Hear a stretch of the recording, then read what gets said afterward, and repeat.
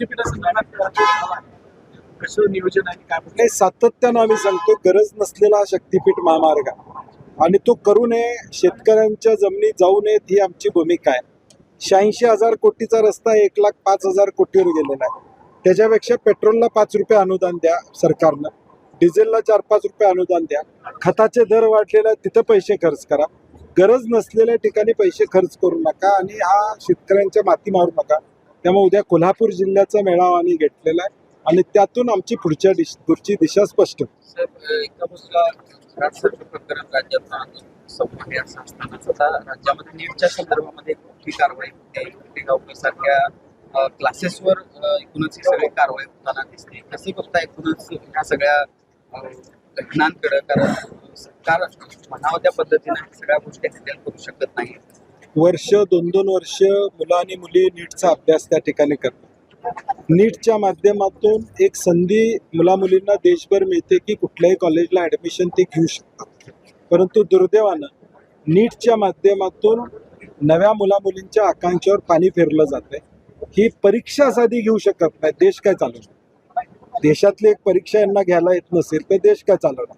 म्हणजे साधी तुम्हाला लाखभर विद्यार्थी ज्या परीक्षेत बसतात ती परीक्षा नीट तुम्हाला घेता येत नाही, तर तुम्ही पुढच्या पिढीला या ठिकाणी काय सांगताय? त्यामुळे आमची मागणी आहे, याची चौकशी तर झालीच पाहिजे, परंतु देश पातळीवर देखील याच्यावर एक वेगळी व्यवस्था त्या ठिकाणी करण्यात यावी. पुढच्या काळामध्ये किमान अशा गोष्टी घडू नयेत याची खबरदारी सरकार कशी घेणार आहे हे लोकांना सांगणं, मुलामुलींना सांगणं अत्यंत गरजेचं.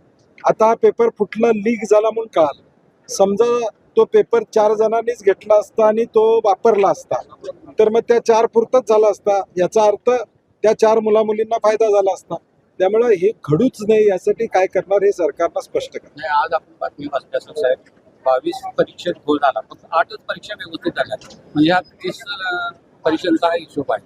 8 परीक्षा व्यवस्थित झाल्या, 22 घोळ. मुळात नीट या परीक्षेबद्दल अनेक राज्यांचे आक्षेप आहेत, कारण की या नीट परीक्षेमुळं देश पातळीवरचं मेरिट तयार होतं, राज्य पातळीवरच्या मुलामुलींचं महत्त्व या ठिकाणी कमी होतंय. आता पुन्हा त्याचा फेरविचार करावा लागेल अशी अवस्था आहे. पूर्वीच्या काळामध्ये त्या राज्याच्या परीक्षा व्हायच्या, त्या राज्यातल्या मुलांना 80% मुलांना संधी त्या ठिकाणी मिळायची त्या राज्यातल्या कॉलेजेसमध्ये ॲडमिशन घेण्याची. आता देश पातळीवरचं मेरिट झाल्यामुळं आज एखादा महाराष्ट्रातला मुलगा हा काश्मीरमधल्या कॉलेजमध्ये देखील या ठिकाणी जाऊ शकतो, महाराष्ट्रातला मुलगा आसाममधल्या कॉलेजमध्ये देखील जाऊ या ठिकाणी शकतो. म्हणून मला वाटतं नीट परीक्षा पेपर फुटीच्या पार्श्वभूमीवर केंद्र शासनानं नीट परीक्षा योग्य आहे का राज्य पातळीवरची परीक्षा संयुक्त करायला याचा फेरविचार पण यामध्ये काय बदल व्हावा असं नाही, मी ते कारण तेच सांगितलं. ऑनलाईन सुद्धा होणार आहे पुढच्या वर्षी. मी माझं म्हणणं मुळात नीट परीक्षेबद्दल आक्षेप आहे. नीट परीक्षा राज्य पातळीवर घ्यावी का हा पहिला निर्णय घेतला पाहिजे, आणि नाही घेतला तरी पारदर्शकपणे व्हावी एवढी आमची अपेक्षा आहे.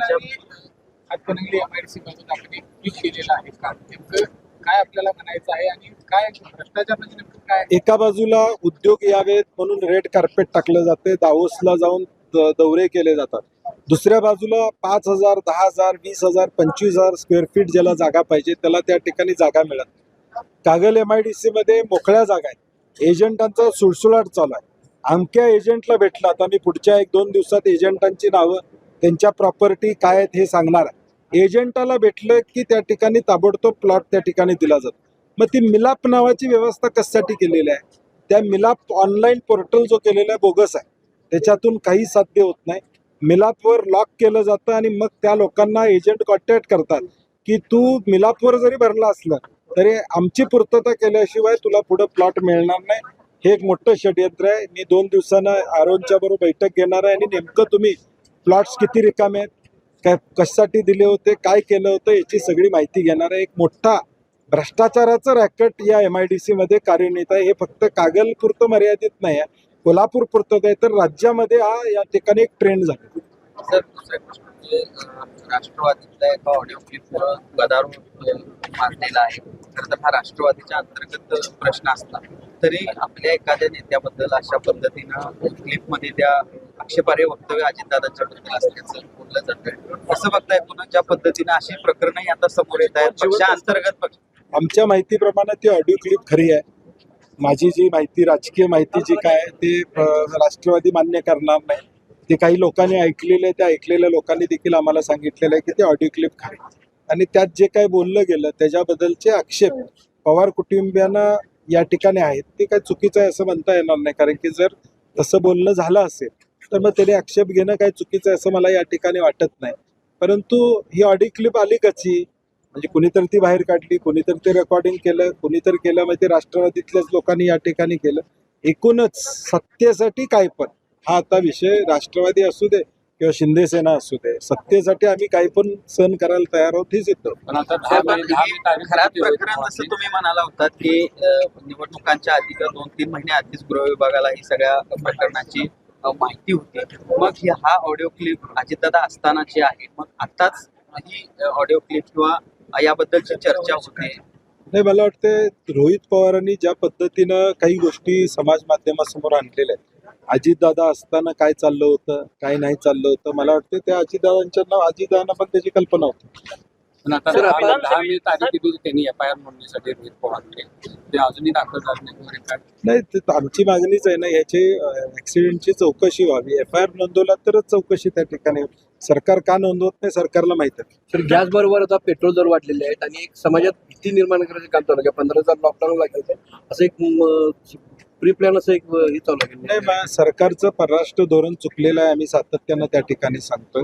चुकीचं धोरण या ठिकाणी झालेलं आहे. जे देश आपल्याबरोबर मैत्रीत होते ते सुद्धा घालवून बसलेलं आहे सरकार, आणि आता अजून 10-20 रुपये दर वाढणार आहे अशी चर्चा या ठिकाणी अजून चालू आहे. म्हणजे एकूणच ह्या सगळ्या गोष्टीमध्ये सरकार अपयशी झालेलं आहे आणि काँग्रेस या दरवाढी विरोधात 2 दिवसात रस्त्यावर उतरून आंदोलन या ठिकाणी करणार. विधान परिषदेच्या 17 जागांची आता हे लागले निवडणुका 1 जूनला शेवटची तारीख आहे. एकंदरीत काँग्रेस आणि महाविकास आघाडीची तुमची रणनीती काय असणार? या संदर्भात प्रदेश अध्यक्ष आणि आमच्या वरिष्ठ लोकांची 8-10 दिवसापूर्वी चर्चा झालेली आहे. काही प्राथमिक चर्चा झालेल्या आहेत. जिथं आमचं संख्याबळ आहे, स्थानिक स्वराज्य संस्थांच्या या निवडणुका आहेत, जिथं आमचं संख्याबळ आहे, उमेदवार आहेत, तिथं आम्ही उमेदवार निश्चितपणे या ठिकाणी महाविकास आघाडी म्हणून देऊ. महाराष्ट्रातील ताज्या बातम्यांसाठी बघत रहा टाइम्स टुडे टीव्ही. सोबतच शेअर करा, सबस्क्राईब करा आणि बेल आयकॉन